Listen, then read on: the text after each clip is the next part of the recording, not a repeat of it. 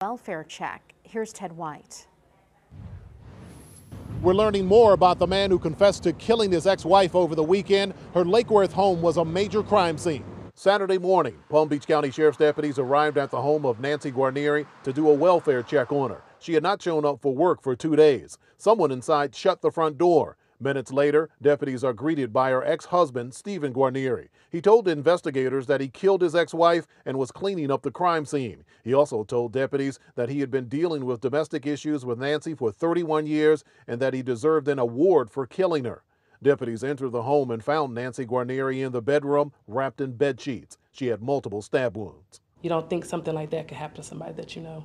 Nicole Jackson is a hairstylist. She worked with Nancy for 3 years. Nancy, she was like the life of the salon. She had a lot of stories to tell us that were funny. She had her own little quirkiness about herself, but she would give you the shirt off her back if she needed to. Deputies arrested Guarnieri. He told detectives he killed Nancy after she served him with eviction papers and told him he needed to move out in 24 hours. They say he confessed to smothering her with a pillow while she was asleep and stabbing her multiple times. He remains at the Palm Beach County Jail. Ex, estranged, all these words that we use basically mean that they're no longer together.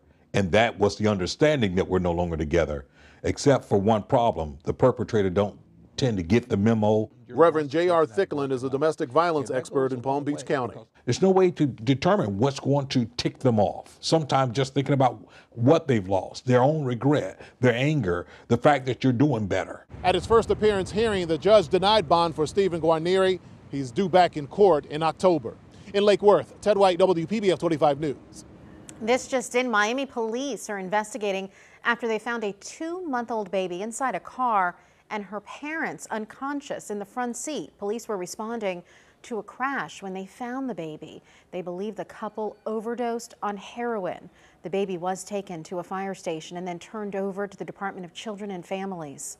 This comes just a few days after police in Ohio posted this graphic photo of a couple who overdosed with their child in the back seat.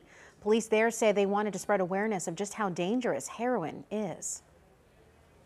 The local teenager accused of posing as a doctor and stealing money from his patients faces new charges, this time in the state of Virginia. Malachi Love Robinson was arrested at a car dealership late last week. Our Terry Parker broke the original story earlier this year when Love Robinson was arrested for practicing medicine without a license. She joins us in the newsroom with more on this latest arrest. Terry. Todd, it seems the 19-year-old accused of being a fake doctor also has a thing for cars. This is the second time he has been formally accused of fraud in connection with trying to walk away with a smooth new ride. Deputies swooped in on Malachi Love Robinson Friday in Stafford County, Virginia, where employees at a car dealership got suspicious at the story he was telling as he tried to buy first a Jaguar, then a Lexus. They told deputies the teen first said the elderly woman with him was his mother, then his godmother, then admitted she was a great aunt. What she didn't know, deputies say, is that her nephew, already facing multiple charges of fraud and theft here, was using her as a co-signer on the car.